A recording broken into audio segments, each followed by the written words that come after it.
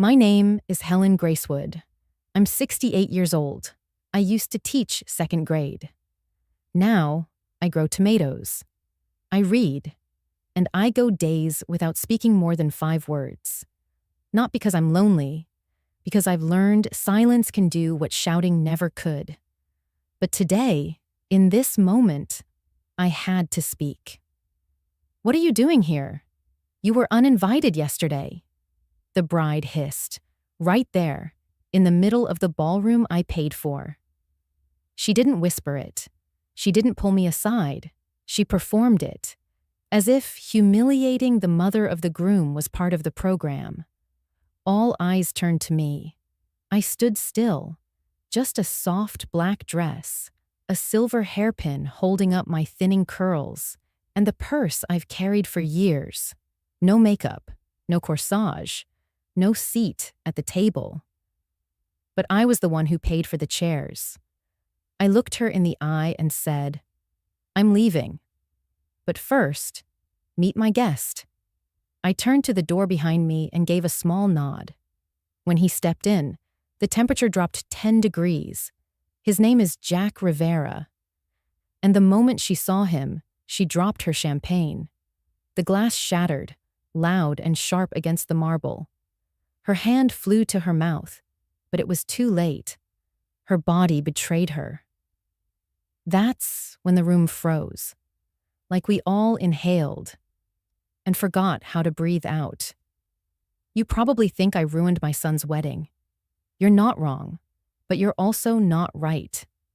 See, there are things a mother knows before the rest of the world catches up. And there are times when stepping aside feels easier. But easier isn't the same as right. 6 months ago, my son Andrew brought Emery home for dinner. She wore a soft blue dress and carried lavender shortbread cookies. She called me Mama H before dessert. She laughed at my husband's old jokes, even though he's been gone 15 years. And I was hungry for warmth. I let my guard down. I gave her the pearls that have been in my family for 4 generations. The ones I saved for Andrew's bride. I didn't know. I was feeding a wolf. 3 weeks ago, I heard her call my son a mark. I heard her tell someone named Dante that I was just a desperate old bat who'd do anything to be called grandma.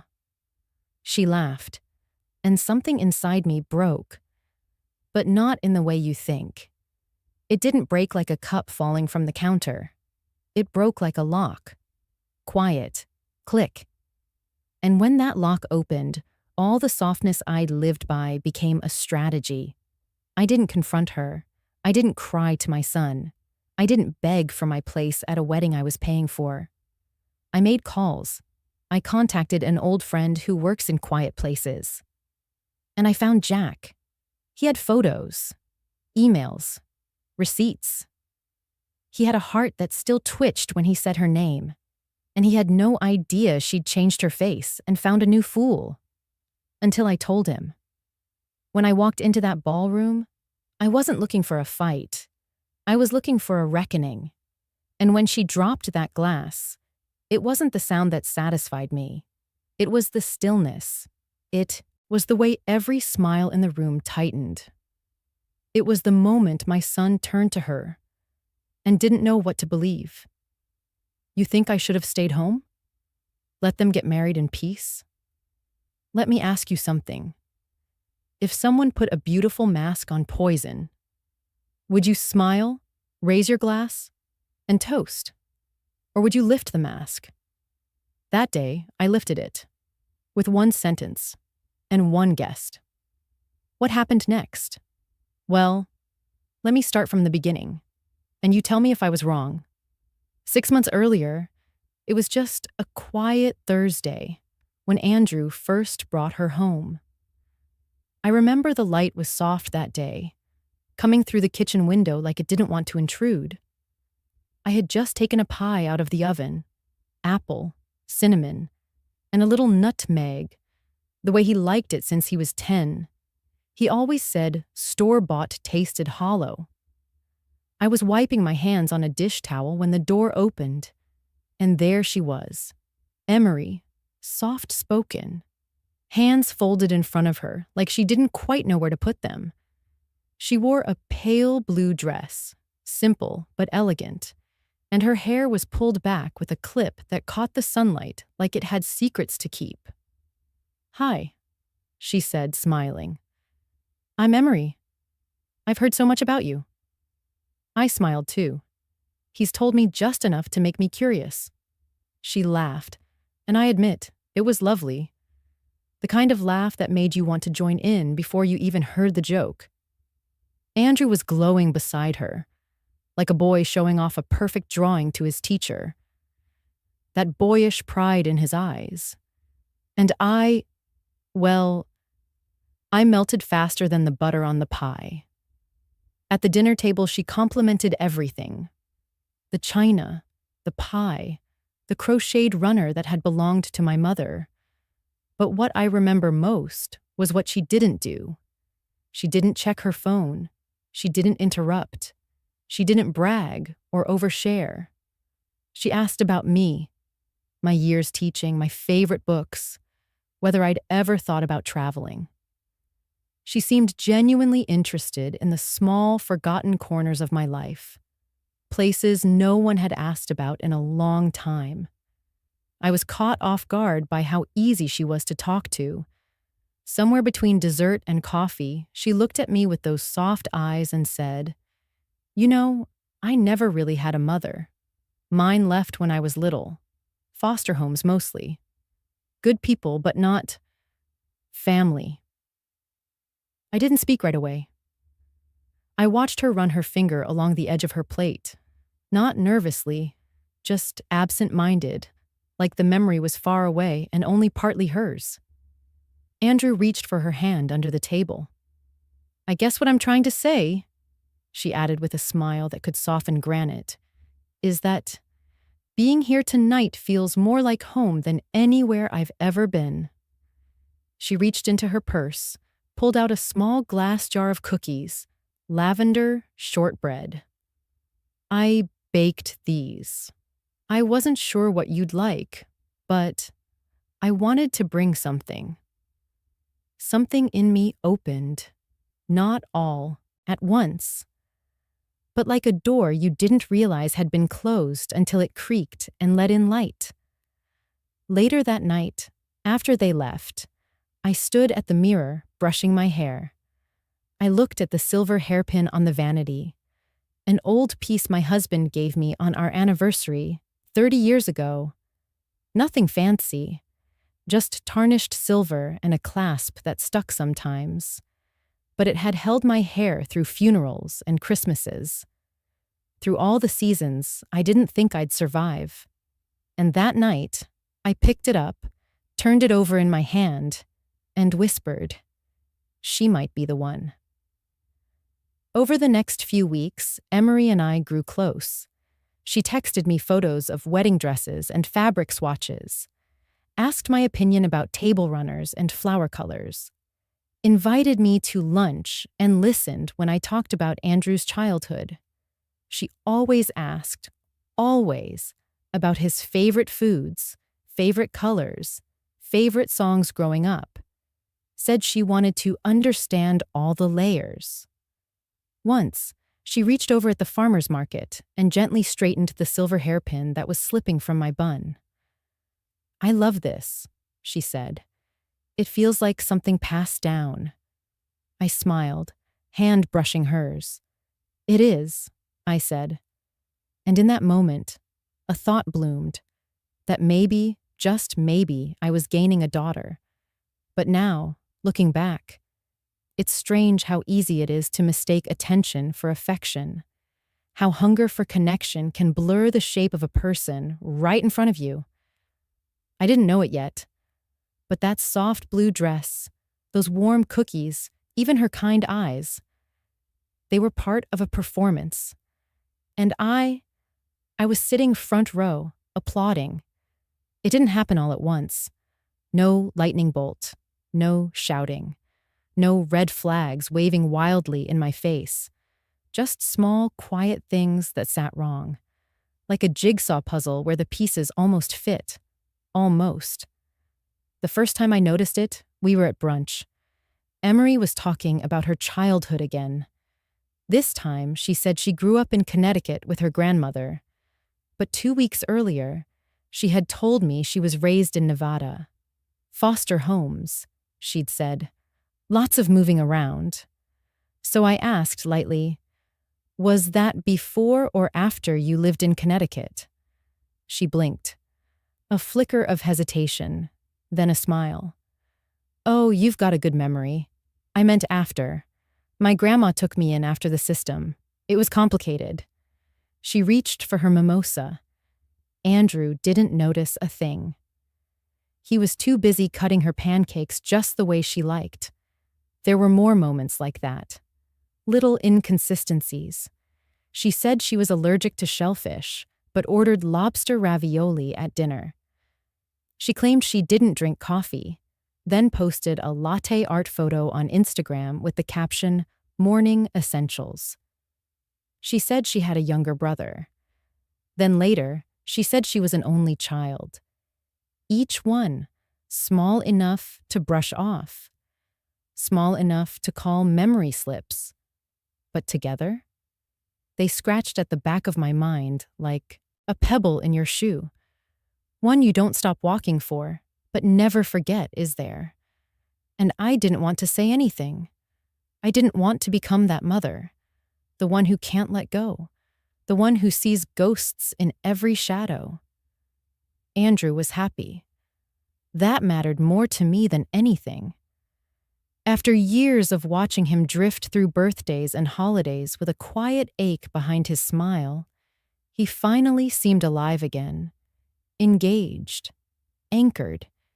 He'd call me just to tell me she made him laugh, or that she learned how to cook his favorite lasagna, just like I used to. "Mom, she gets me," he said once, voice soft.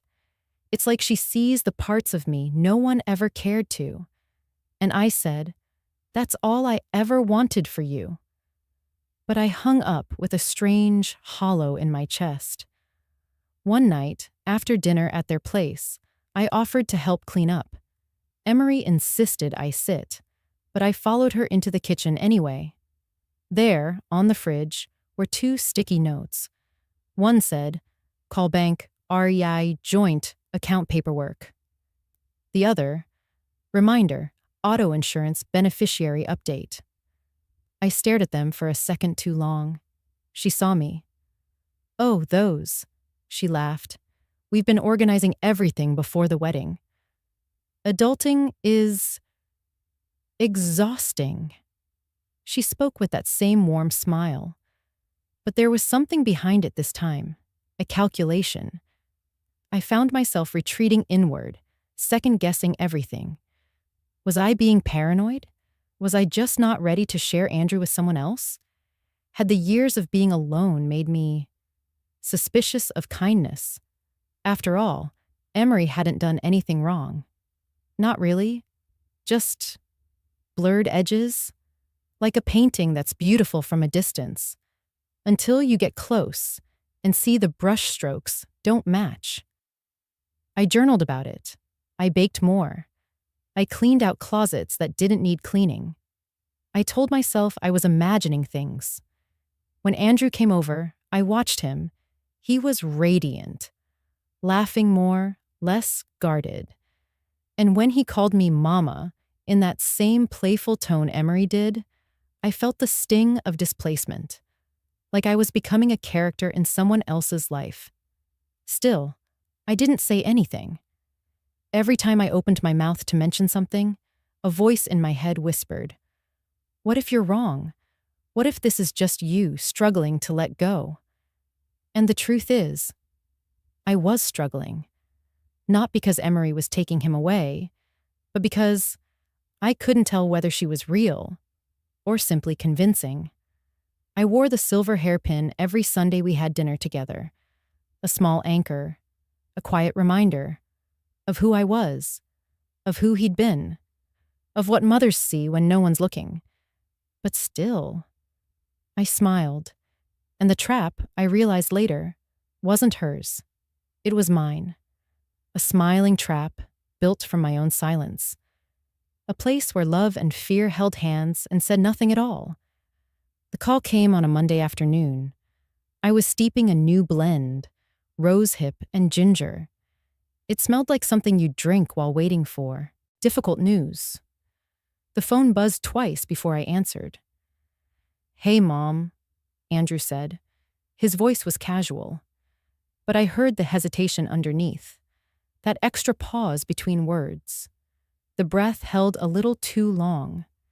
"Hey, sweetheart," I replied, smiling even though he couldn't see it. "Everything okay?" He cleared his throat. Yeah. Everything's fine. Just wedding stuff. You know." I stirred my tea clockwise. It's a habit I've had since college. Something about making small circles makes me feel in control of time. "We actually just got off a long call with the planner," he continued, "and Emery's feeling a little overwhelmed." I nodded, as if he could hear the movement. Planning a wedding's no small thing. Right, exactly. It's just a lot of moving pieces, a lot of emotions, and I guess some things are starting to feel a little tense. There it was, the opening line of a door I hadn't expected to see closed. My fingers tightened around the spoon, but I said nothing. He went on. "It's not you. I mean that. It's just, Emery thinks maybe it would be less stressful if you didn't come to the wedding." My spoon clinked against the side of the teacup. I lifted the cup slowly. The porcelain was warm, familiar, and then I noticed the thin crack running down its handle. I hadn't seen it before, but it was there. Hairline, almost invisible, just like this moment. "For everyone's peace," Andrew added, as if that explained the knife he'd just handed me. I let the silence breathe between us. I didn't ask why. I didn't demand justification, because in that moment, I realized something that hit harder than the words themselves. He didn't think I would say no. He already believed I would take the blow, quietly, gracefully, and step aside. He was right. I smiled into the phone, the kind of smile you use when you're teaching a child how to walk, and they fall face first, and you pretend not to panic so they won't cry. "That makes sense," I said gently. "This is her big day. I wouldn't want to add any pressure." Andrew exhaled, like I'd handed him permission to breathe. "Thanks, Mom. I knew you'd understand. I told her you would. You always do." I pressed the cup to my lips. It was too hot to drink, but I held it there anyway. "I'll be thinking of you," I said softly. "We'll send you tons of pictures," he promised. And that was the end of it. After the call, I placed the teacup down and watched the crack on the handle. I'd had that cup for over 20 years. My husband bought it for me at a yard sale. A silly gift for no reason. "For your poetry mornings," he'd said. It had survived a house move, 2 floods, and being dropped once during a fire drill at school. But now it had cracked from nothing at all. Just heat and time. I picked it up again, turned it in my hand. The crack didn't make it useless, but it made it different. Fragile in a way it hadn't been before. I thought about calling Celeste. I thought about packing a bag and going somewhere. Anywhere. Instead, I opened a blank notebook and wrote one sentence. "I've raised him to trust wolves." Then I closed it. That night, I made dinner for one. I set the table with a napkin and a glass of wine. I even lit a candle. Because sometimes you have to remind yourself you still belong somewhere, even if it's just at your own table. When I went to bed, I placed the cracked teacup on my nightstand. Not to fix it, not to throw it away, but to remember. Things break quietly, too. The pie was still warm when I wrapped it in foil, apple and brown sugar, with a crumble crust. Andrew's favorite. I hadn't told them I was coming. I just needed to feel like a mother again, the kind that shows up at her son's door with something homemade. No agenda, no accusation, just cinnamon and care. I remember checking my reflection in the hall mirror before I left. My hair was pinned up with the silver hairpin. My lipstick, soft rose. A small touch of blush.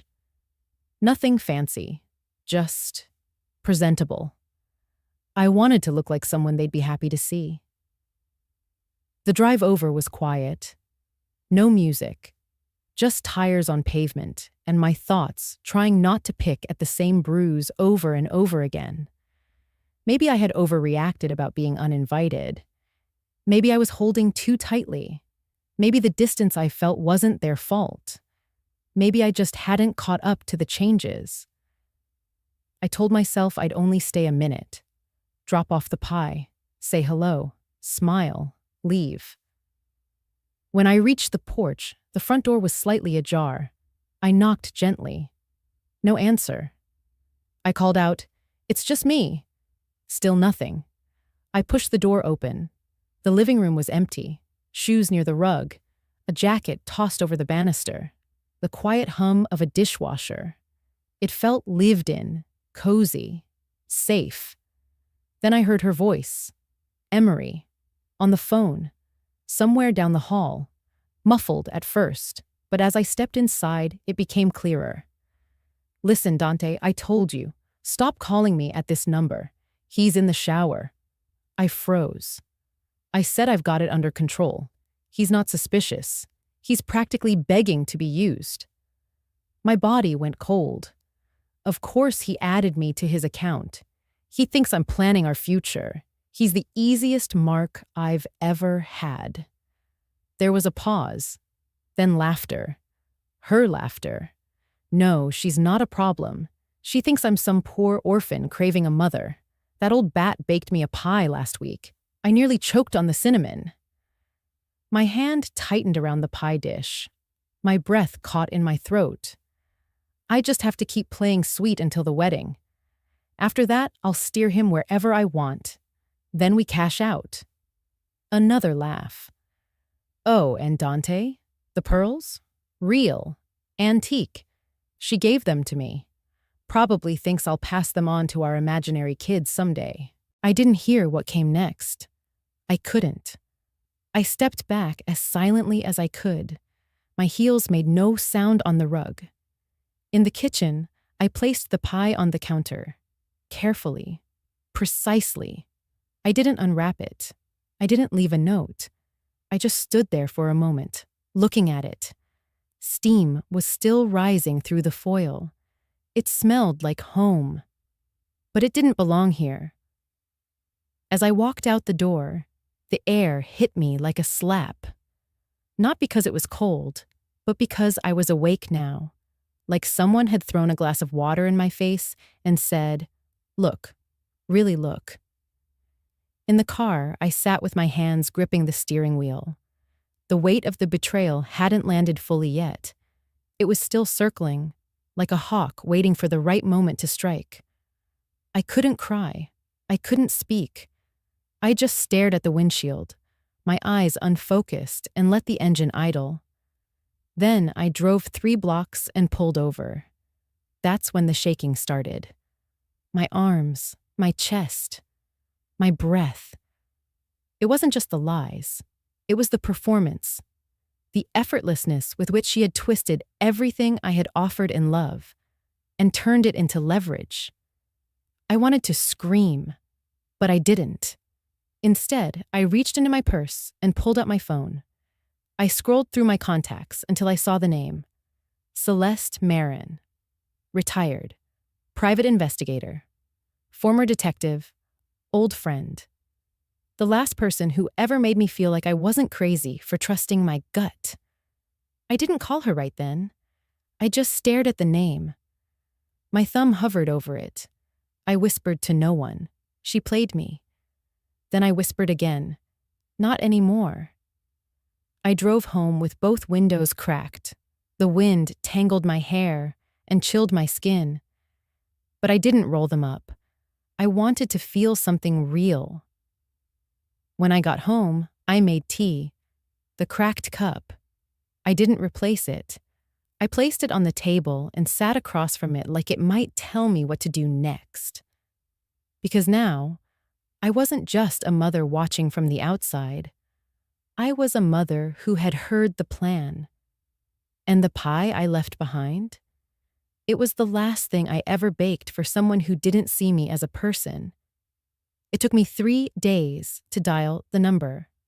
I kept opening my contacts, staring at the name, Celeste Marin, then locking the phone again.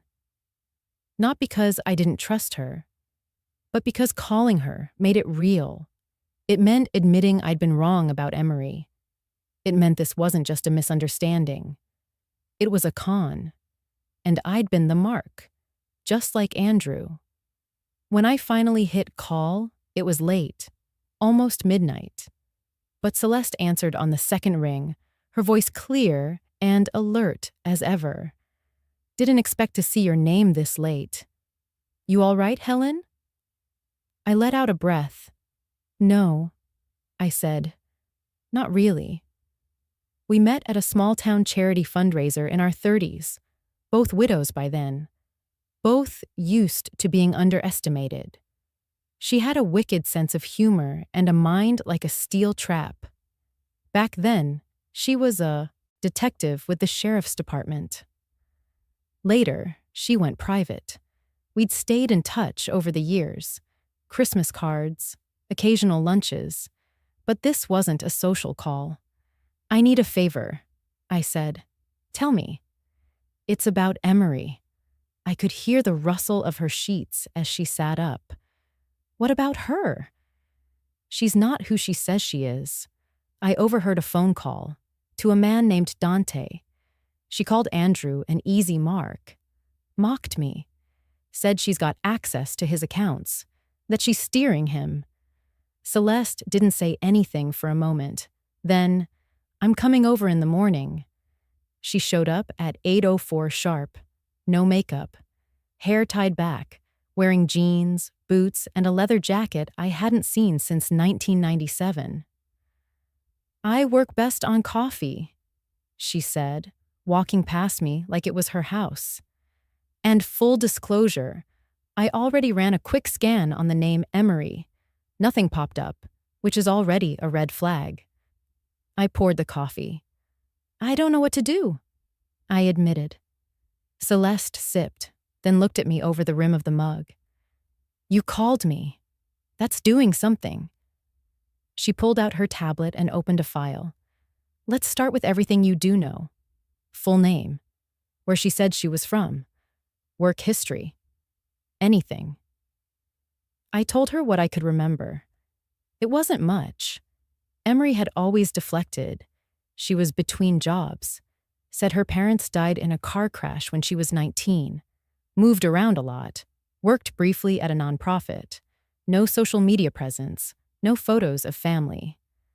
Celeste shook her head. All too clean. Classic, classic? She leaned back. My daughter's fiancé, a decade ago. Same story. No family, no past. Claimed he worked overseas in development. Nothing verifiable. He love-bombed her, got access to her bank accounts, and vanished 2 weeks before the wedding. I stared at her. You never told me that. Celeste shrugged. It's not exactly something you brag about. Did you find him? I found what was left. A trail of aliases. Open warrants. He'd done it before. Probably did it again. I said nothing. She reached across the table and touched my hand. I'm telling you this so you know. I don't think you're crazy. Or overreacting. Predators pick people who feel, who believe in second chances. In goodness, they pick people like your son, and like you. We spent the next hour combing through emails, text snippets, anything I had. Celeste asked questions I hadn't thought to ask. Why was Emery always just there?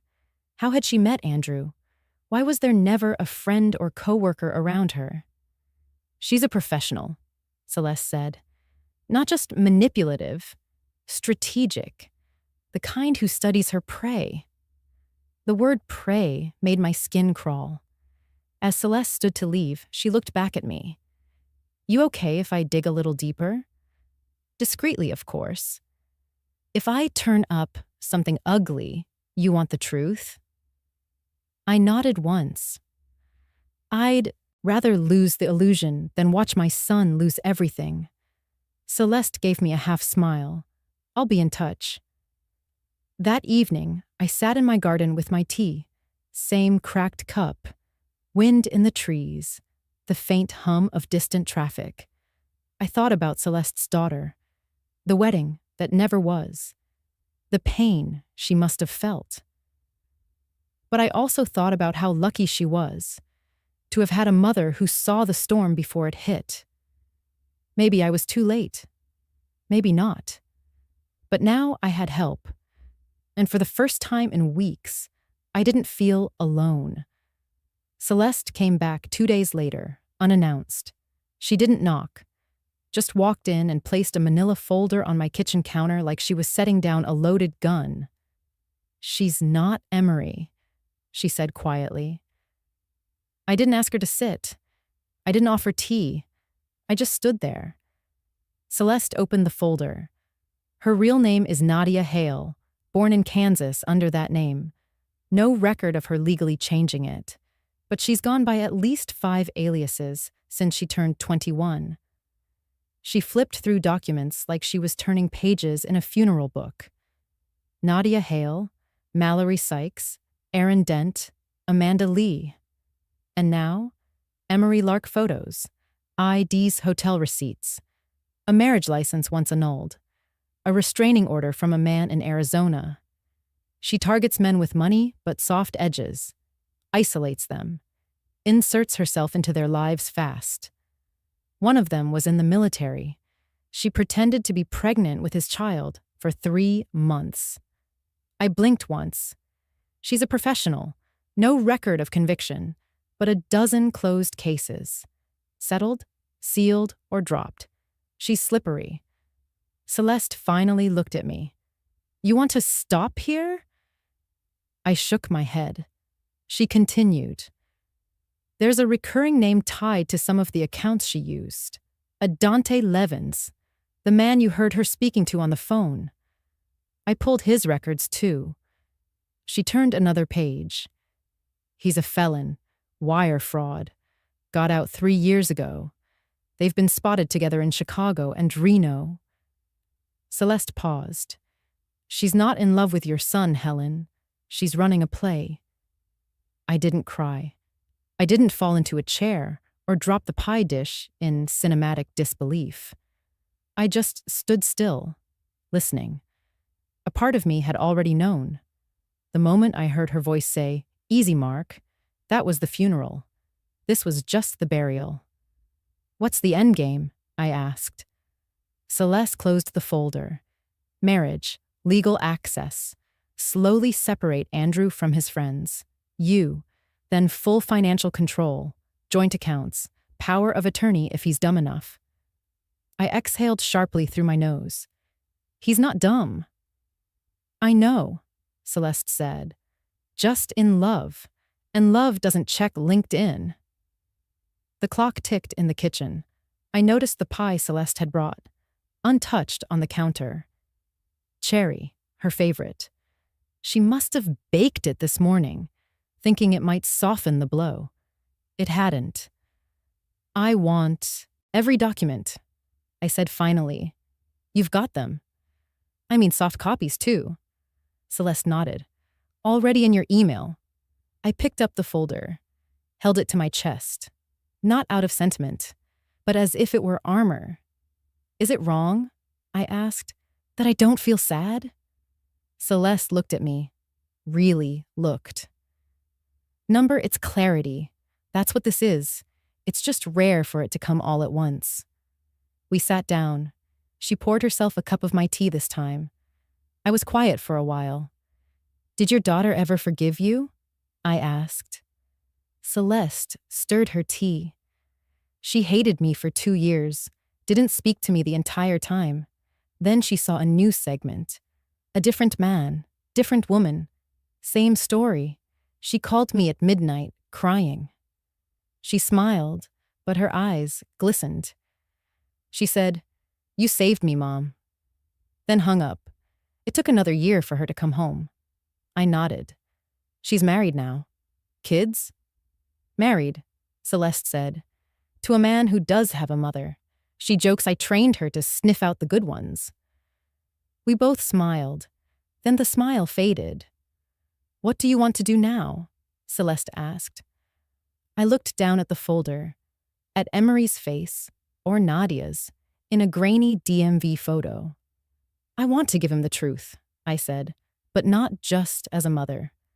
As a woman who sees it clearly, who respects him enough to let him choose, once he's seen it for himself. Celeste nodded slowly. Then we'll give him that chance, with proof, without panic. As she left, she squeezed my shoulder. Call me if you need backup, she said. I won't need it, I replied. But thank you. I stood at the window after she drove off, watched the road disappear behind her, held the folder tighter. Outside, the wind stirred the leaves. Inside, everything was still, but not quiet, because inside me, something had shifted. Not anger, not grief. Readiness.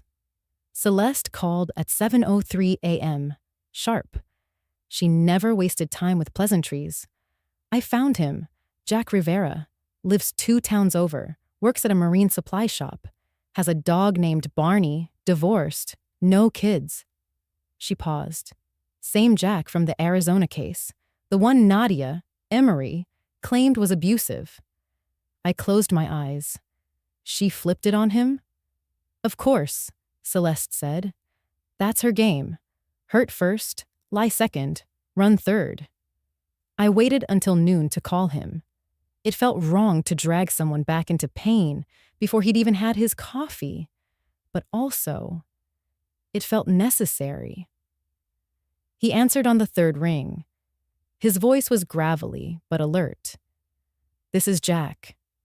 Hi, Jack. My name is Helen Whitmore. I know this is unexpected, but I think we have someone in common. A beat, then quieter. Let me guess. Her name now is Emery? Yes. He exhaled like he'd just taken a punch. We agreed to meet halfway, a public park bench across from a worn-out hardware store. Jack wore a faded, navy hoodie, jeans, and the kind of shoes that tell you a man walks a lot.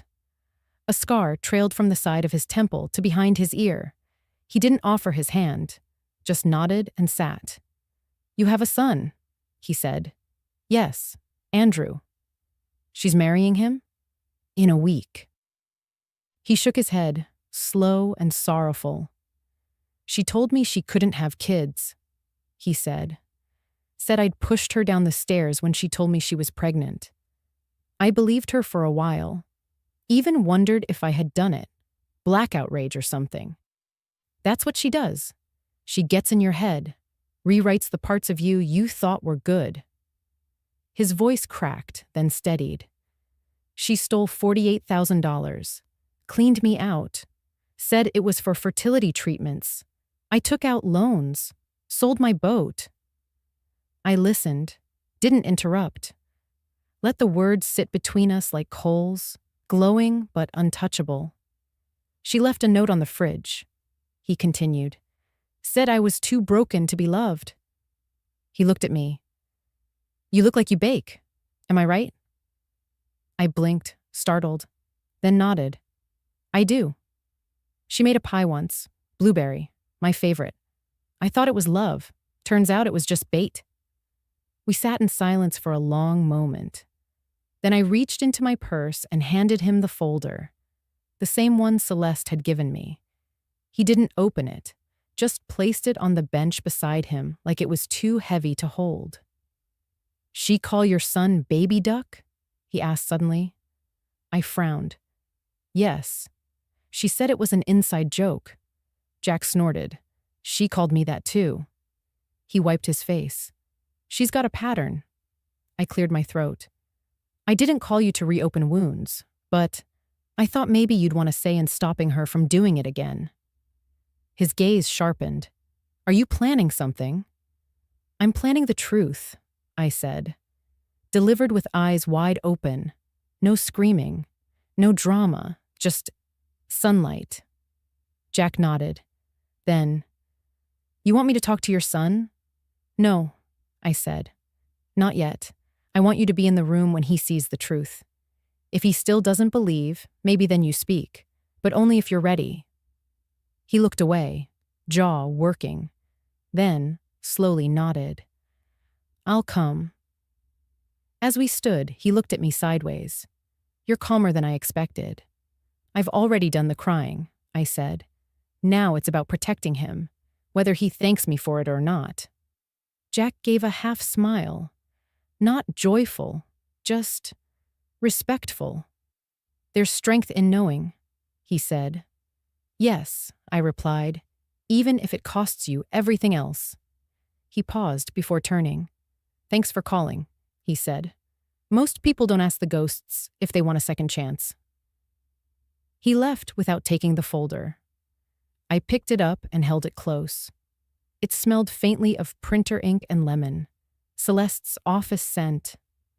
As I drove home, I thought of the pie I hadn't baked, the hug I hadn't offered, the tears I hadn't cried. And I thought of Jack, another quiet casualty of a woman who knew how to smile and slice at the same time. But we weren't ghosts, not anymore. The pearl necklace around my throat felt heavier than usual.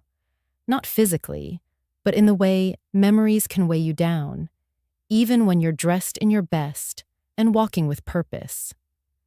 I had worn these pearls on my wedding day, on Andrew's first birthday, on the day we buried his father. And now, on the day I began unweaving the future I had once funded with hope, I stood at the kitchen table, the folder open beside me. Contracts, invoices, digital receipts. I had paid for nearly everything: the catering, the venue deposit, the florals, the officiant, even the string quartet Emery insisted on for ambiance. My name was on every transaction. But that was about to change. The calls were brief, professional, cold, if I'm being honest. "Yes, I'd like to update the billing contact on file."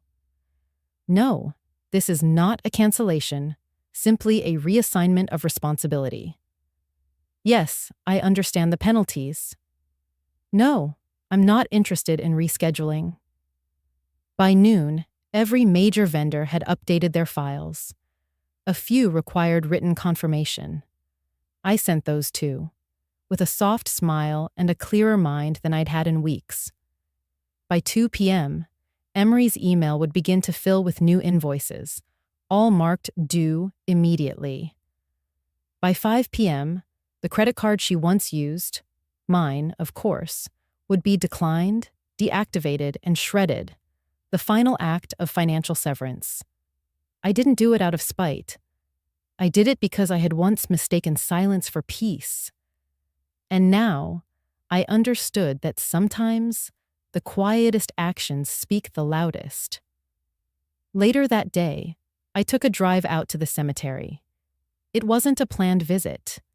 My car simply turned toward the hill the way your hands find the old blanket in a storm. Reflex, not intention. The late August air was warm and breezy, the kind that wraps around your shoulders like an old friend. I parked beneath the oak tree we'd picked together years ago. His spot had a view of the valley, the wildflowers, the open sky. "Hey," I whispered, brushing leaves off the headstone. I knelt beside it, careful not to get dirt on my slacks. In my purse was a small velvet box, worn but clean. I opened it slowly, as if time had folded itself around the hinges.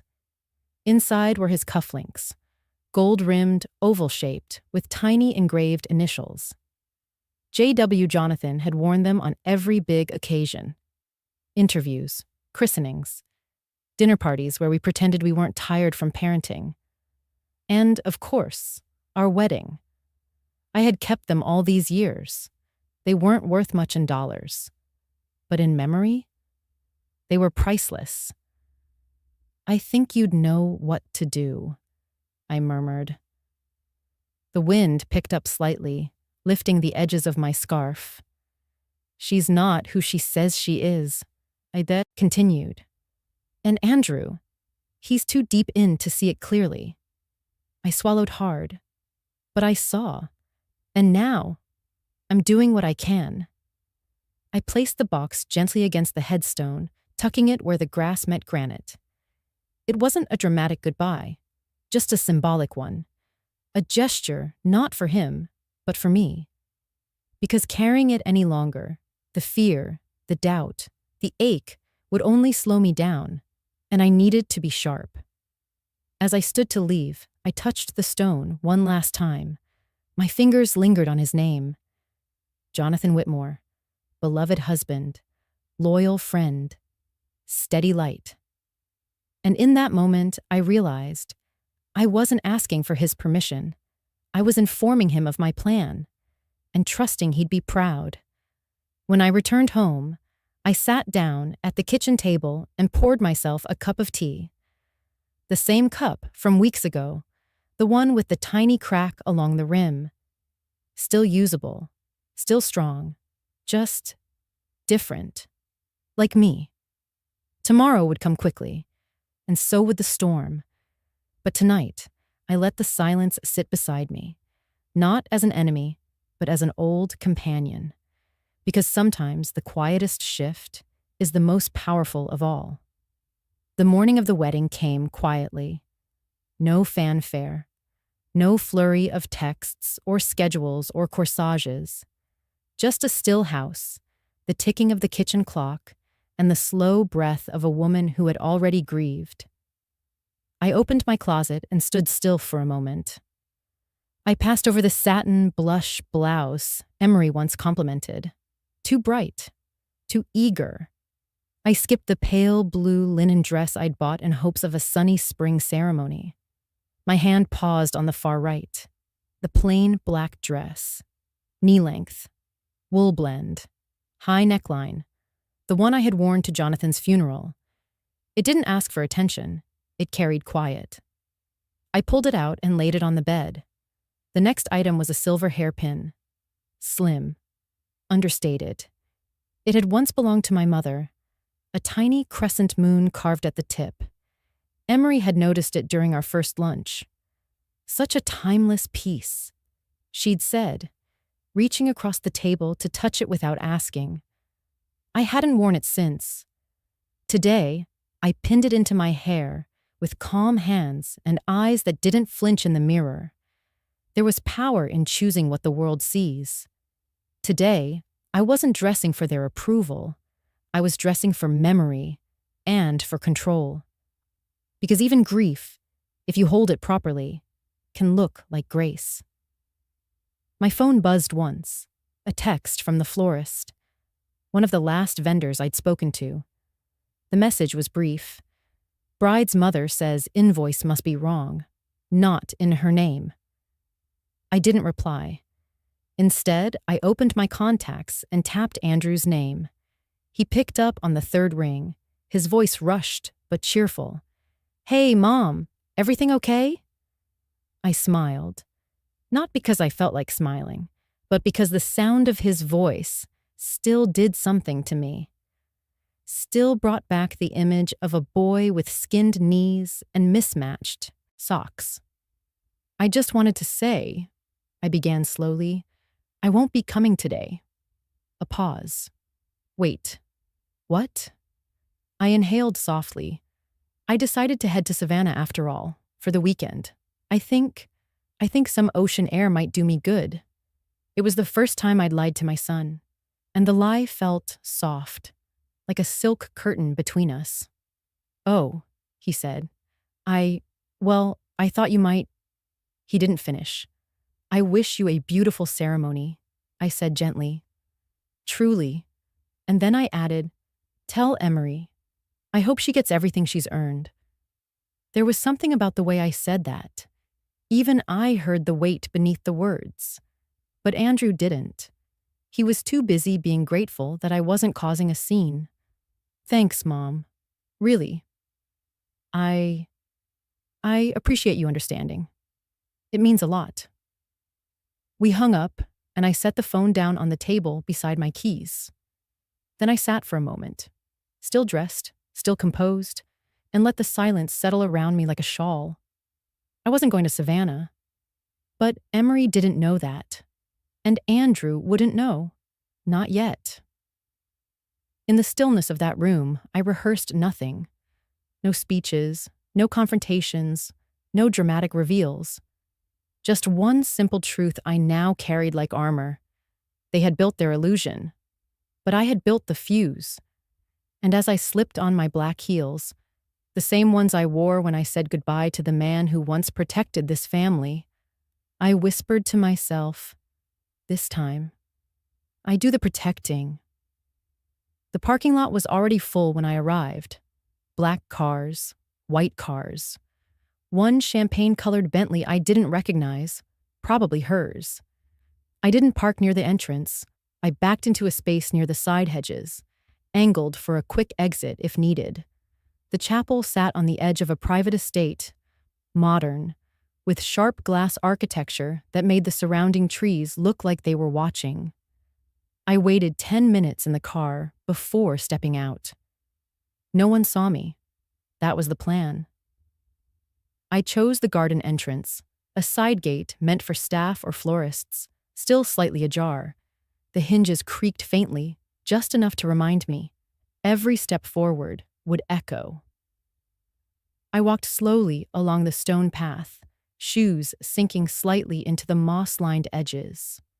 Overhead, the string quartet had just begun tuning. The long stroke of a cello, the hesitant trill of a violin. Guests were still filtering inside. Laughter, polite greetings, that high-pitched chatter women use when trying to prove they belong. I stayed hidden among the camellias. I could see the glass doors from where I stood. Wide open now, framed by white floral arches. Everything was crisp and symmetrical, not a petal out of place. They'd spared no expense, or rather, I hadn't. Rows of chairs were already full. Emery's family on one side, stiff and styled. Andrew's friends smiling and unaware. And there he was, my son, adjusting his cuff, standing at the altar in a tailored gray suit. Handsome, nervous, unaware. I slipped inside just before the music shifted. No one noticed. Not yet. The garden entrance opened into a narrow hallway behind the main ceremony room, separated by a row of marble pillars and sheer white curtains. I stood behind one, second from the back. From there, I could see everything, but no one could see me. It was like watching a stage from behind the velvet curtain. The officiant stepped forward. The room hushed. Someone in the front row whispered, "Here she comes." And then, the music changed again. That slow, swelling piano. The bride's cue. I held my breath, not because I was afraid, but because I didn't want even the sound of my breathing to interrupt the spectacle they had so carefully crafted. I watched as Emery appeared, framed perfectly between the twin doors, arm linked with a man I didn't know. He wore a black suit, his face professionally composed. I wondered how much he knew. She walked like someone who had been told her entire life that the world should pause when she entered. And it did. Phones rose silently. Guests smiled. Some blinked back tears. She passed the aisle, step by step, never once looking left, never once looking right. Just eyes locked on Andrew, who smiled at her the way sons smile when they still believe in everything. My hand brushed the pillar, cool to the touch. I wasn't trembling. Not anymore. Behind me, a breeze moved the garden curtain. A petal blew in, landing near my shoe. Soft pink, fragrant, like the ones Emery had insisted on for the bouquets. I stepped over it. The moment was approaching, and I was exactly where I needed to be. Not in the crowd, not in the way, but watching, listening, waiting. The music swelled again, but this time, I didn't look at the guests. I didn't even glance at Andrew. My eyes were on her. Emery. She was halfway down the aisle now, gliding like smoke in that $12,000 Vera Wang dress. Layers of ivory organza shimmered as she moved, expensive, theatrical, and hollow. But it wasn't the dress that caught my breath. It was the necklace. My pearls. The very same strand that used to sit in the blue velvet box at the back of my dresser. The one I hadn't touched since my husband's funeral. The one I'd promised I would save for someone who truly understood what it meant to carry something old, something sacred. And there she was, wearing them like they were hers. I don't know when she took them. Maybe the day she helped me reorganize my closet. Maybe when she stayed over during that fake fight with Andrew, when she pretended to be vulnerable.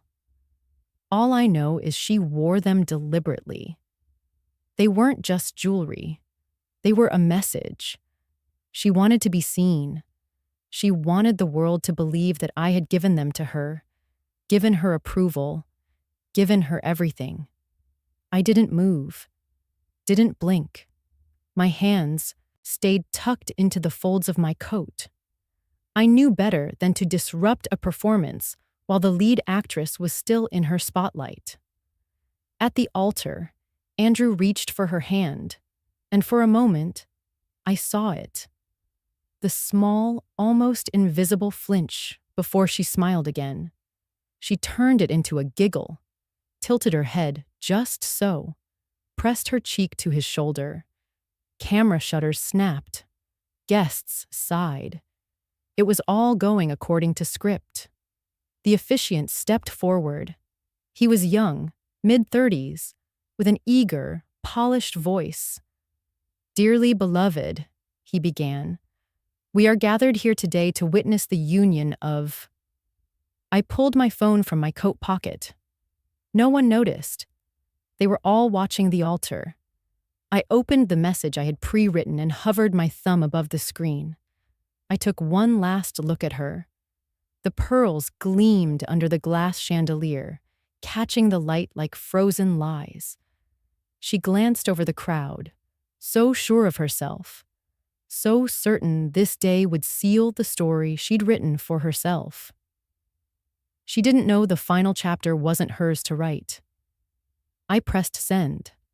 Just one word. Now. Then I slipped the phone back into my pocket and leaned slightly against the pillar, heart steady. Outside, I could already hear a car engine rolling to a stop on the gravel.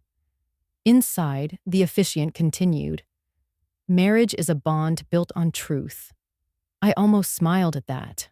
Not bitter, just amused by the symmetry. Emery turned slightly, maybe sensing a shift. She scanned the room. Something in her spine stiffened, but she didn't break. Of course not. She'd trained herself to survive, smile, performance, win. Even if it meant using a dead woman's pearls to do it. A bead of sweat ran along Andrew's temple. He adjusted his collar, whispered something to her. She nodded and laughed again, a sound too bright, too crisp. The audience drank it in. Everyone was spellbound by the illusion. Everyone except me, and the man now walking up the garden path, Jack Rivera. He would be at the doors in less than 30 seconds. My heart didn't race. Not out of vengeance, not out of fear. just gravity. Like something long overdue was finally arriving. Like the balance of things was about to restore itself. The officiant's voice rang out again. If there is anyone who believes these two should not be joined in matrimony. And that was the last sentence anyone would hear before the crash. The heavy wooden doors swung open. No music, no announcement. Just the groan of hinges breaking the rhythm of a carefully orchestrated ceremony. Every head in the chapel turned, except mine. I didn't have to. I already knew who was coming. Jack Rivera walked in like a man who'd walked into many rooms like this before, but never one quite so personal. Black slacks, gray blazer, no tie, and in his hand a slim leather folder, scuffed at the edges but gripped with purpose. The officiant froze mid-sentence. Andrew blinked at Jack like he wasn't real. Emery. She turned slowly. Her smile faltered, only for a heartbeat, but it was enough. Enough for Jack to see it. Enough for me to know. She recognized him. He didn't need to shout, but he did. Nadia Hale! The name cracked through the chapel like a whip. Gasps. A ripple of confusion.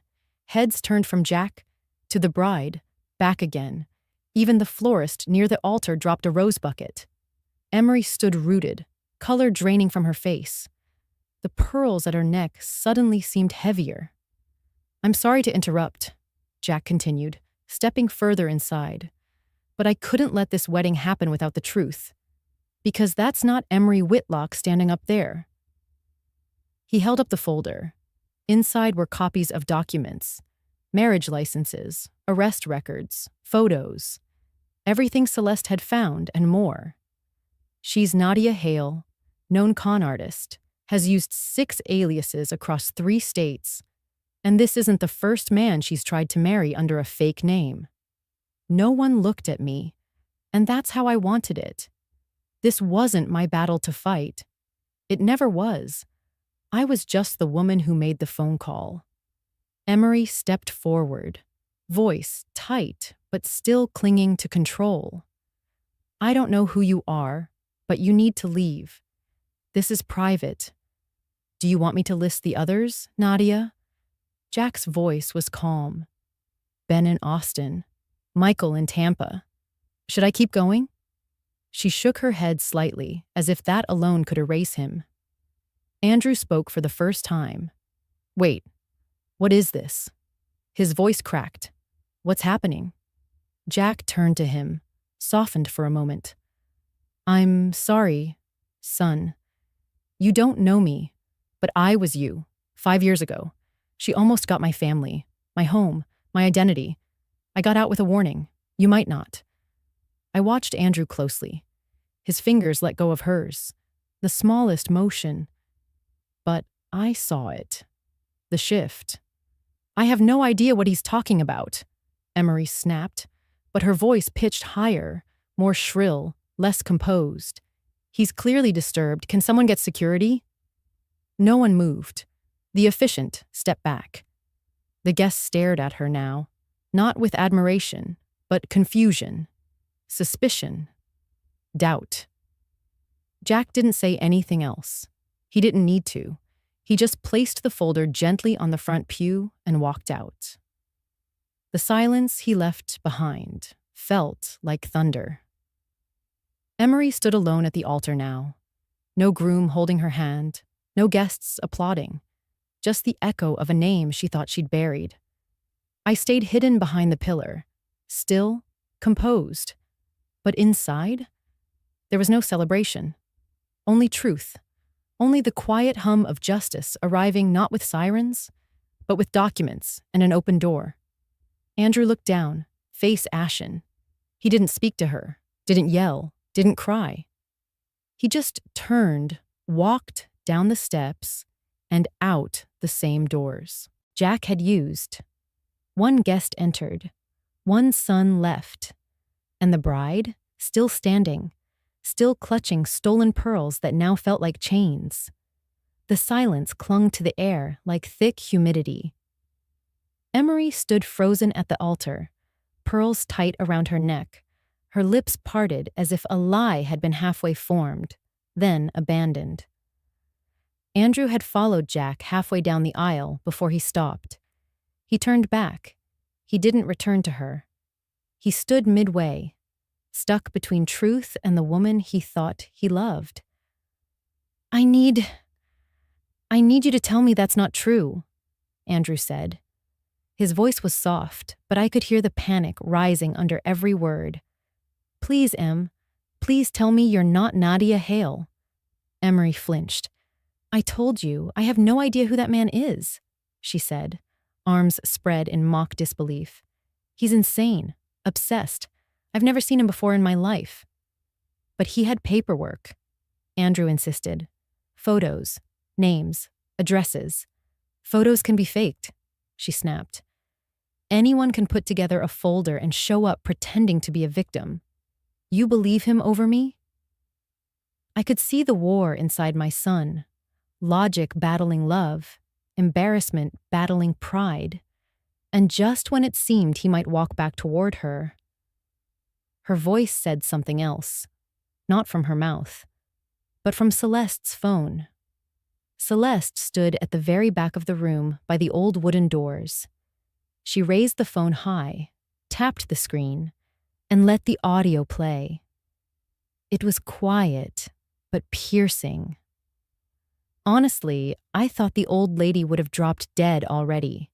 You saw her limp, like a deer in headlights. I could snap my fingers and she'd sign anything. $92,000? That's a bargain. Emery's voice, clear, smirking, gasps. Chairs creaked. Someone dropped a bouquet. Andrew's face drained of color. Emery lunged forward. That's fake. Someone edited. Her son is pathetic. So eager to believe someone chose him. He's like a stray mutt.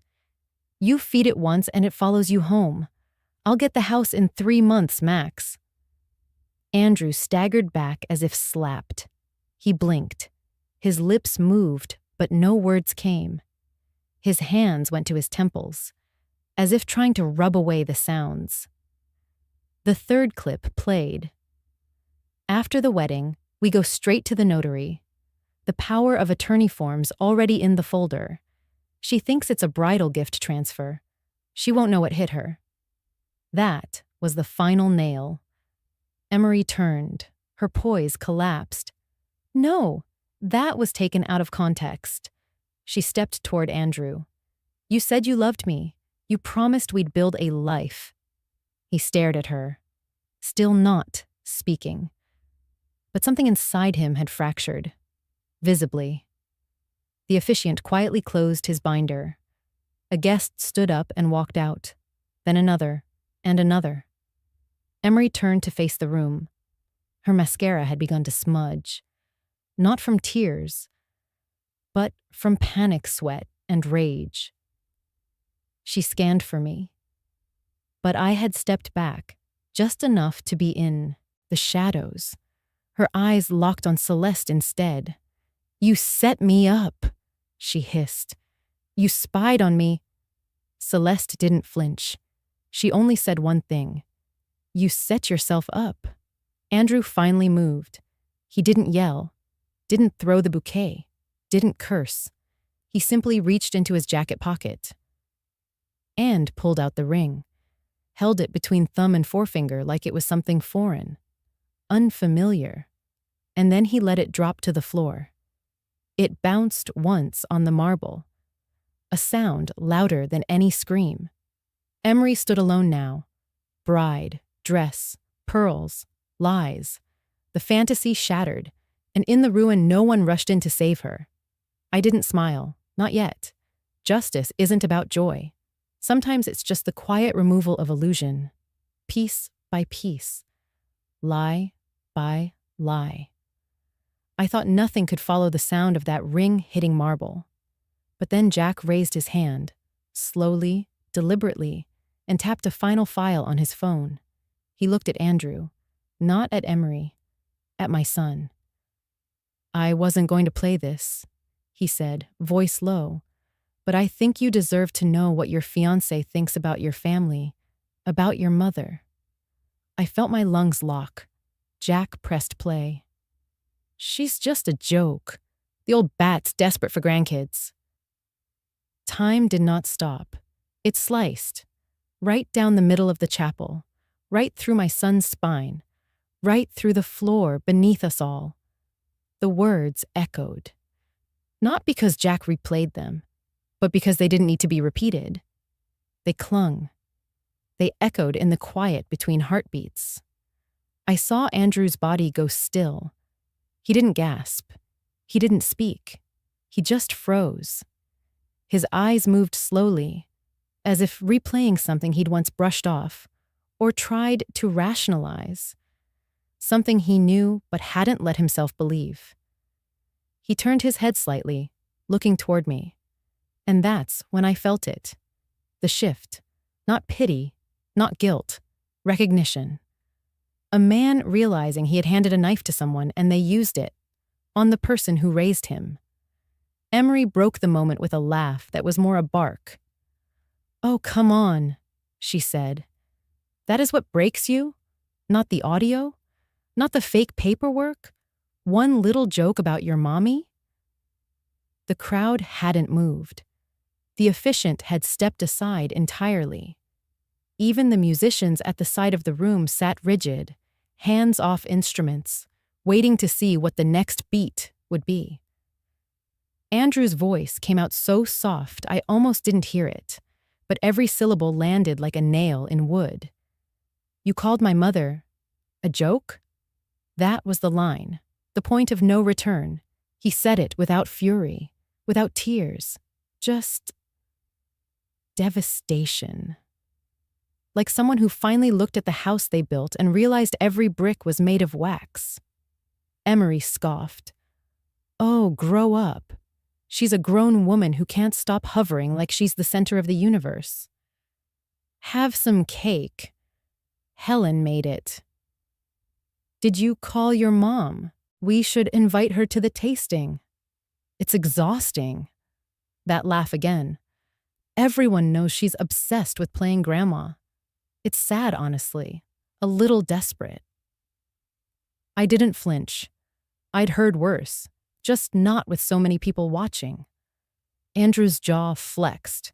He didn't speak. He just turned and walked. Not out the door, not to me, just forward. He stepped past her, past the altar, past the rows of eyes and judgment, and then he turned around, facing everyone, including me. My mother, he began, raised me alone after my dad passed.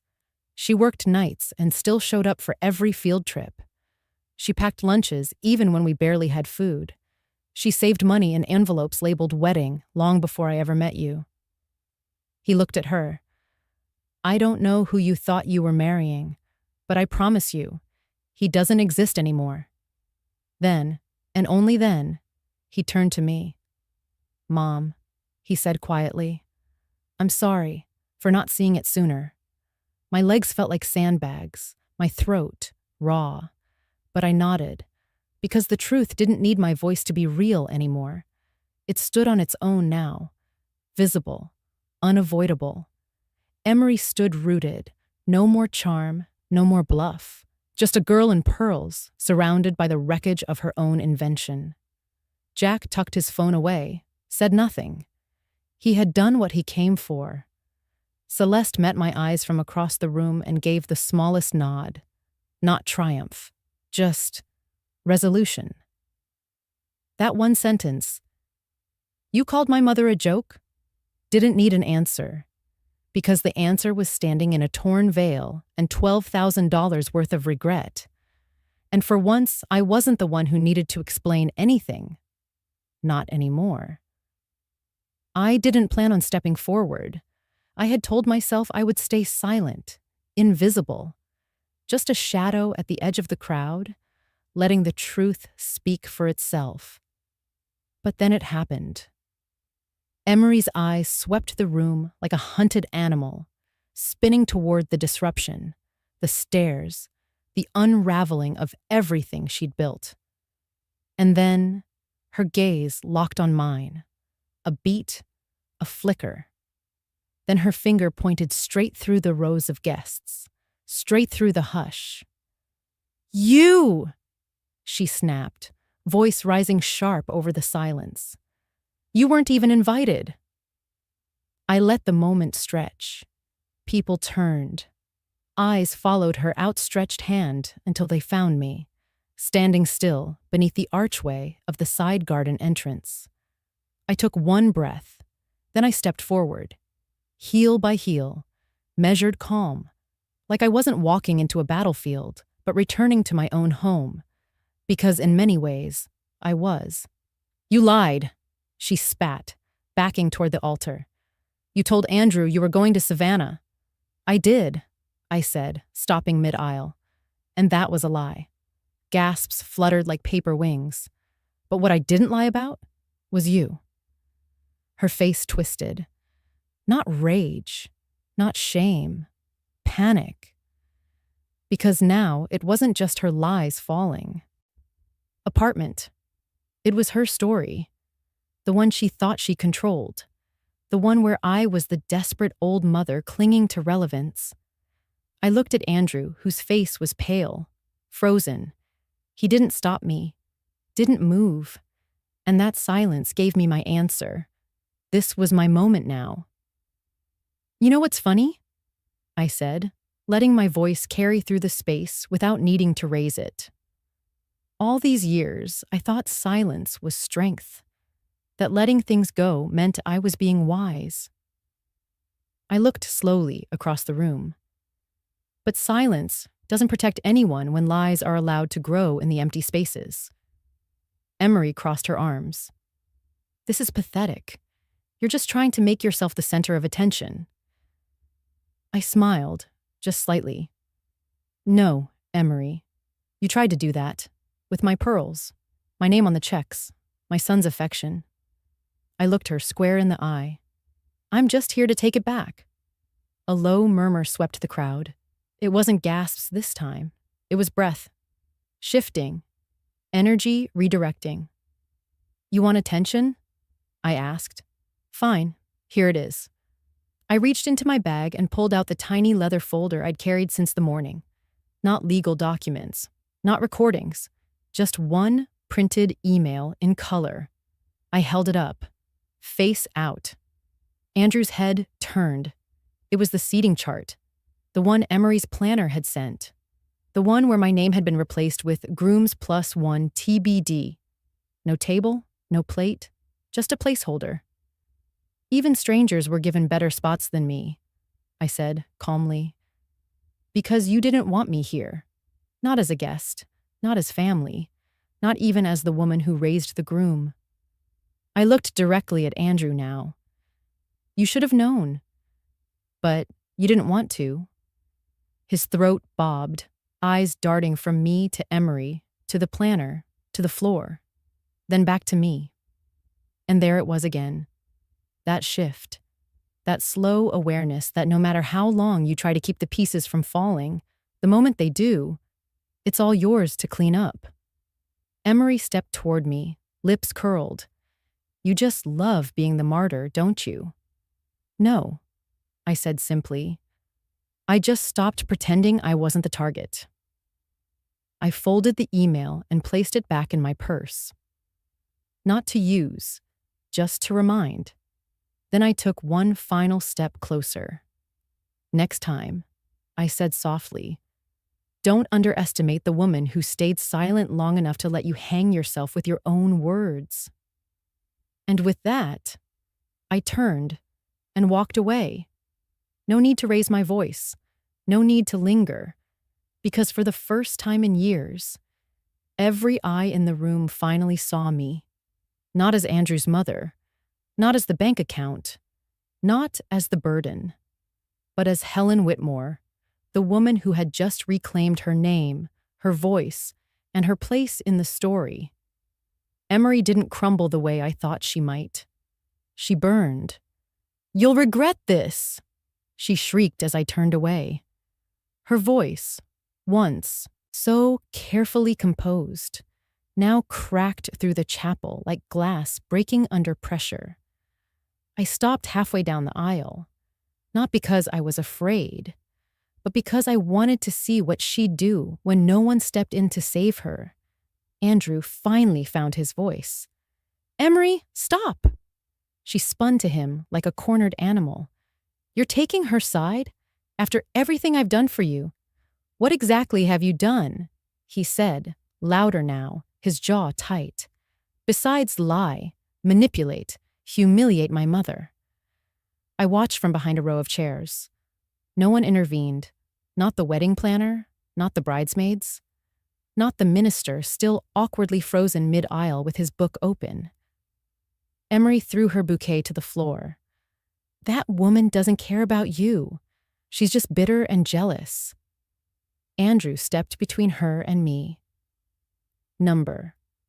She's my mother. She was at my baseball games when no one else came. She was there after every rejection letter, every fever, every time I failed. He turned to me. She never turned her back. My eyes welled up, but I held the tears still.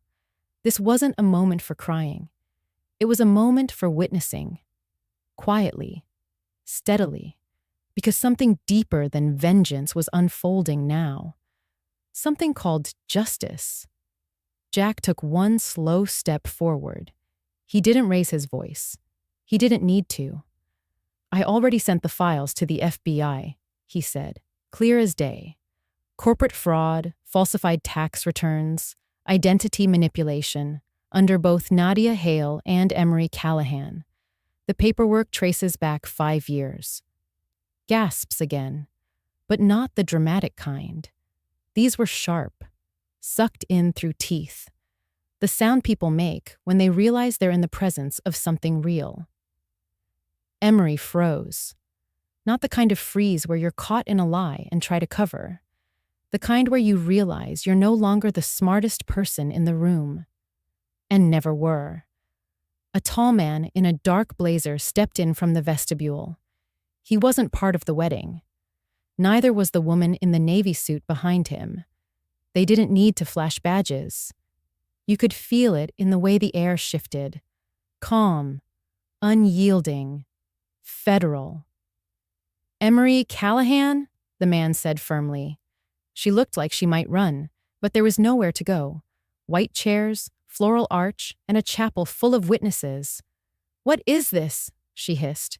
"This is a wedding." The agent nodded. "Yes, and now it's a crime scene." The woman agent gently took Emery's wrist. "This will be painless if you cooperate." That was when the screaming started. "I'm in a dress!" Emery shrieked. "You can't arrest a bride!" She clawed toward Andrew. Tell them this is a mistake. Andrew, please!" He didn't move. He just looked at her, and I'll never forget this. Not with rage or even pity, just disbelief. A man watching the illusion crack all the way through. Jack stepped beside me. He didn't say a word, just nodded once. His part was done. The agents walked her past me. Cuffed hands, torn veil, makeup running. Her eyes locked on mine for a second. It was almost a mirror of earlier. Except now, she wasn't pointing. She was pleading. But I didn't move. I didn't flinch. I didn't say a single thing. Because sometimes the most powerful thing a woman can do is nothing at all. As they opened the chapel doors, sunlight flooded in behind her. The most beautiful light I'd seen all day. She stumbled into it and disappeared.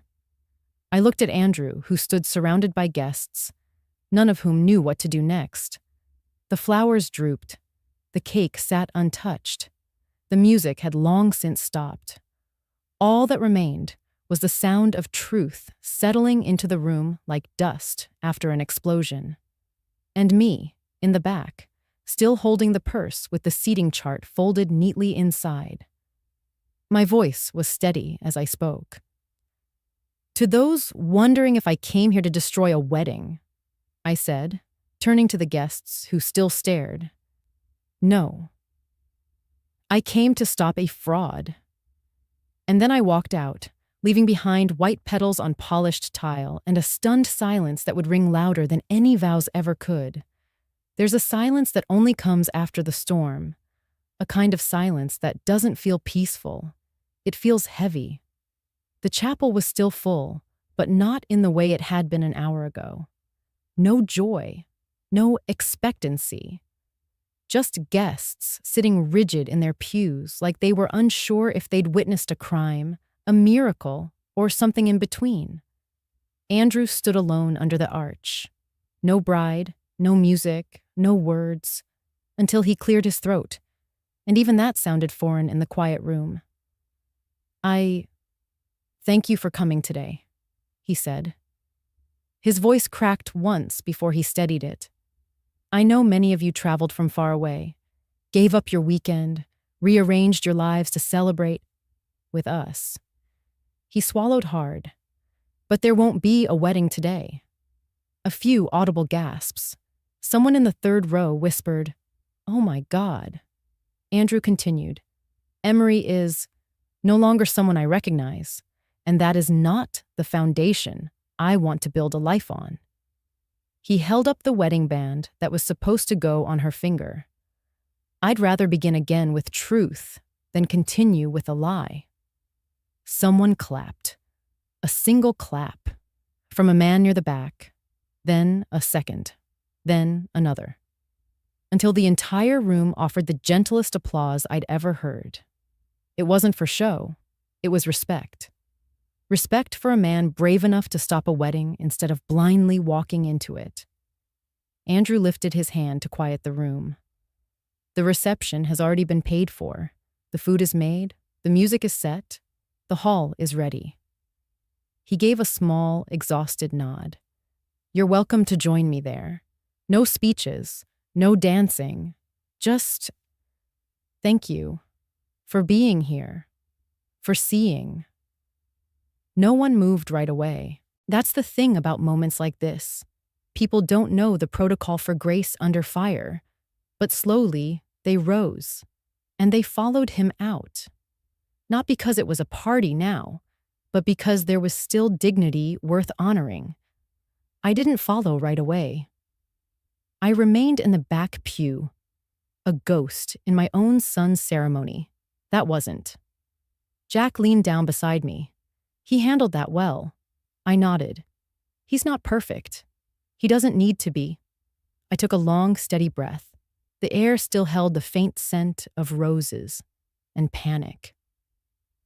I looked at the now empty arch, the scattered petals, the scattered lives. Then I stood. At the reception, the band played low jazz instead of wedding ballads. Plates of food were passed around, but nobody took seconds. People spoke in hushed tones, as if they were attending a memorial instead of a celebration. In a way, they were. The death of a fantasy, the funeral of a lie. I stood near the back corner, beside the ice sculpture, melting into a puddle on the linen tablecloth. I didn't smile. I didn't drink. I didn't need to.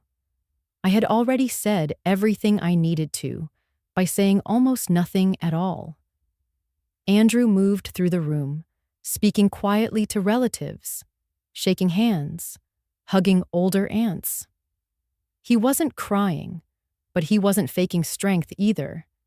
He found me eventually. "Mom." He didn't say more at first. Neither did I. He just stood there beside me, like we used to stand on cold mornings before school, both waiting for the bus, neither of us speaking, but both knowing we'd be okay. "Thank you," he finally whispered, "for not pushing, for letting me see." I looked up at him. "You chose yourself today," I said quietly. "That's braver than most people do in a lifetime." He nodded once, then turned to help one of the caterers move a fallen chafing tray. Back to motion, back to grace. A woman brushed past me and murmured, "You're his mother, aren't you?" I nodded. "You raised a good man." I didn't reply, because I wasn't sure if I had raised him or if he'd finally started raising himself. That night, I drove home alone. No after-party, no flowers in the back seat, just the faint hum of tires on pavement and my hands loose on the steering wheel. There was no music, no noise, just me, just stillness. And for once, it was enough. I didn't expect him to come back over. The reception was still half full. People lingered, sipping champagne they didn't finish. Conversations rose and dipped like waves, unsure of which tide to follow, grief or grace. I stood by the window watching the horizon fold into itself. There was no sunset, just that pale gold hour when everything turned soft and honest. That's when I heard his footsteps. Slow, deliberate, not heavy with shame like they used to be. "Mom," Andrew said behind me, almost hesitant. I turned. His eyes looked different, not hardened, not broken, just clear. He reached into his inner jacket pocket. My breath caught before I even saw them. The pearls, my pearls. They dangled in his fingers, soft and luminous, but suddenly weightless. He didn't say anything at first. He just raised his arms and gently moved behind me, the way he did when he used to fasten my shawl as a boy before church, tugging too tight, but always trying. I felt the cool of the clasp brush my skin as he unfastened the necklace from my neck. Only it wasn't around my neck. It had been around hers.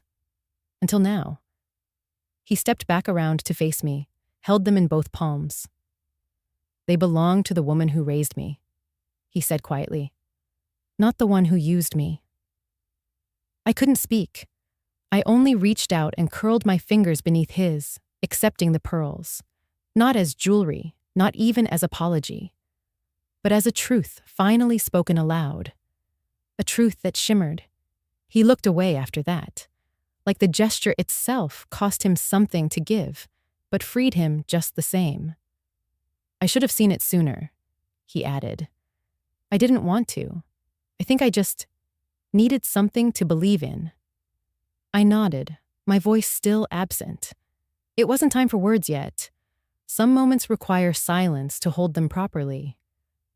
He glanced at the exit, then back at me. "I'm going to stay with a friend for a while," he said. "Take some time, clear my head." I smiled softly, not the kind of smile that says I'm glad you're healing, the kind that says I trust you finally will. He turned to go, stopped. "Do you remember when I was 5?" he said, "and I flushed my Lego down the toilet because I thought it was a boat?" I blinked. "You screamed like the world ended." He chuckled. "You didn't yell. You just gave me your teacup and said, 'Use this instead. It floats better.'" I smiled again. That memory had been buried for years. And yet here it was, rising back like a pearl from deep water. "I forgot who you were for a while," Andrew said, more to himself than to me. "But you didn't forget me." He nodded, and then he left. I stood there holding the pearls long after the doors closed behind him. They were warm now. They smelled faintly of roses and salt and something else I couldn't name. Maybe the truth, maybe memory, maybe the beginning of forgiveness. I didn't put them on again. Not right away. I simply tucked them into the silk pocket of my coat, next to a tissue, a peppermint, and the receipt from the coffee shop where I'd first met Emery and had tried, so foolishly, to connect. The past no longer stung. It just sat beside me now, without asking for more. A server passed by with a tray of untouched eclairs. He paused, offered me one. I declined. I wasn't hungry. I was full, with something else, something lighter. As I walked out into the night air, I felt no need to look back. Let the chandelier flicker behind me. Let the music fade.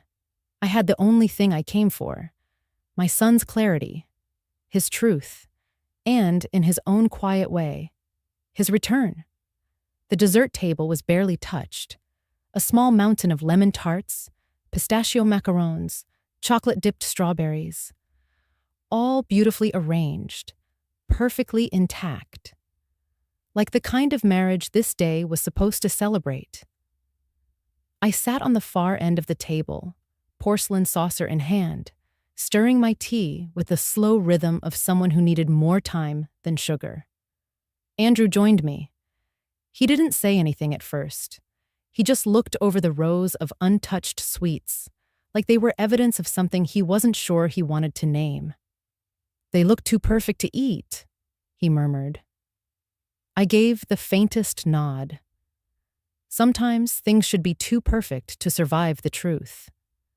He picked up a fork, but didn't use it, just toyed with the silver between his fingers, tapping it once against the rim of the dessert plate in front of him. Then finally, his voice found its edge.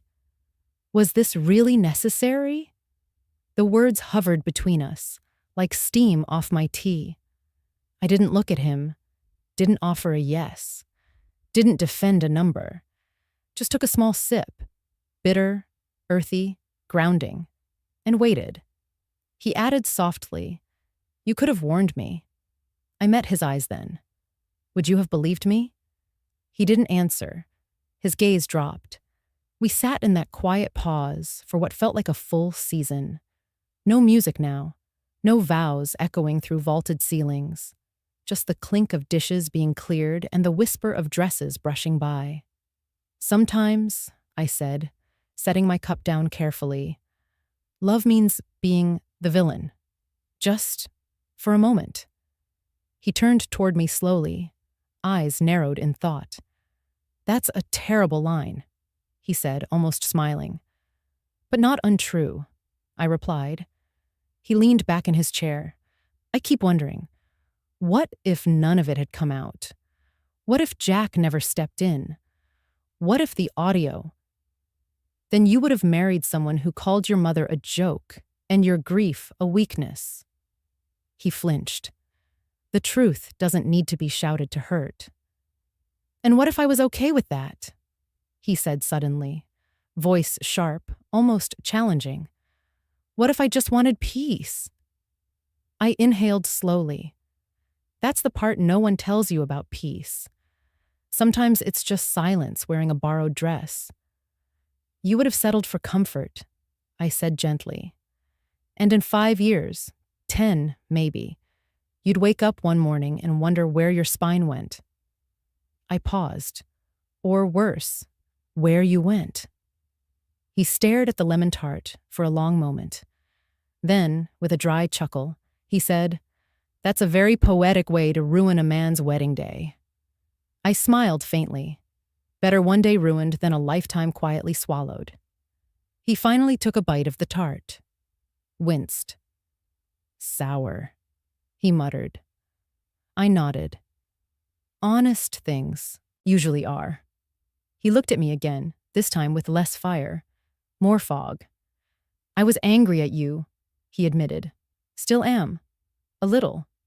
I know. But I also feel free, which makes me even angrier somehow." I looked out the window at the trees beyond the chapel. Still. Watching. Like they'd seen generations of weddings and warnings before this one. "You're not wrong to be angry," I said. "I never asked you not to be." He was quiet. Then he whispered, "I loved her." "I know." He ran a hand down his face, rubbing the tension from his jaw. "She never loved me back, did she?" I didn't answer. He didn't need one. He already knew. The silence wrapped around us again, but this time it wasn't sharp. It felt like an old sweater, frayed but warm. He reached across the table and touched the edge of my saucer, the gesture small but intimate, like a son finding the woman behind the mother again. I don't know if I'll forgive you for how you did it, he said. You don't have to. But I know why you did. That was enough. We sat there until the candles melted low and the staff began to sweep crumbs from the corners of the room. Just a mother and her son. Not heroes, not villains. Just two people sitting beside the mess of love. And choosing, in small, hard-earned ways, to stay. 1 year later, the garden looked different. It wasn't the flowers. They bloomed as they always had. Fat peonies, wild roses, tall stems of lavender swaying in the late spring breeze. It wasn't even the white chairs or the string lights overhead, though they'd been rearranged to suit the new occasion. What changed was the feeling in the air.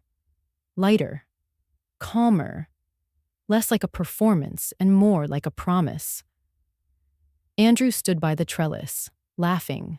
Not the polite, measured laugh I'd grown used to hearing when he was trying to impress someone else. Number. This was full-bodied, unguarded joy, the kind that catches in your chest and makes you thankful to be standing close enough to feel it. Beside him was her. Her name was Lauren. Not a model, not the daughter of a CEO, just a nurse with calluses on her hands and an ease to her smile that told you she didn't come to conquer the world, just to be kind to it. He had introduced her months ago. No secrecy this time. No tension. Just a quiet knock on my door and a simple, "Mom, there's someone I'd like you to meet." I remember that dinner. How she complimented my rhubarb pie without overdoing it. How she offered to help with dishes and actually meant it. How she didn't treat my son like a trophy or a stepping stone, but simply like a man. A flawed, healing man. Today wasn't their wedding. Not yet. It was just a gathering, a birthday, a barbecue. But when he turned and caught my eye across the garden, something passed between us. An unspoken thank you for breaking what needed to break. After the guests had finished their lemonades and the fire pit started to glow, I went back inside for a moment. Upstairs, in the top drawer of my dresser, was the velvet box. I hadn't touched it in a year, not since the chapel, not since I unclasped those pearls from Emery's throat and folded them into my palm like a wound I didn't want to carry anymore. But tonight, they felt lighter. I came back out quietly, the box tucked beneath my arm. Andrew saw me first. He tilted his head, curious. Lauren followed his gaze. And when I reached them, both bathed in the golden hue of string lights and smoke from the grill, I held the box out. "May I?" I asked softly. Andrew nodded. I opened it. The pearls, soft and luminous, lay in perfect symmetry. No longer a weapon, no longer a symbol of misplaced loyalty. Just pearls. I looked at Lauren, then back at my son. "These were a wedding gift once," I said, "but I gave them to the wrong bride." Lauren's eyes widened slightly. She started to protest, but I held up a hand. "They're not for today," I said.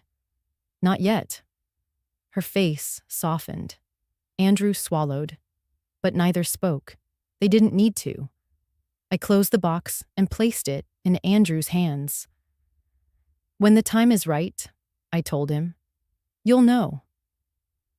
A breeze passed through the garden, lifting the hem of the tablecloths and rustling the candles. I stepped back, watching as he tucked the velvet box into his coat pocket, almost reverently.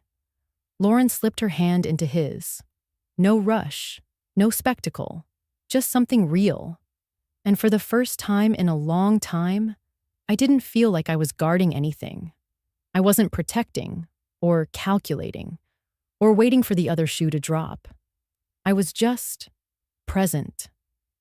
Watching the son I raised find his way, not because I steered him, but because when he finally fell, I let him land somewhere soft. There would be another wedding, maybe. Or maybe just a life quietly built. One pie, one morning, one kind word at a time. Either way, I'd be there. Not with a spotlight, but with a seat in the shade, hands folded, pearls waiting, when love was ready.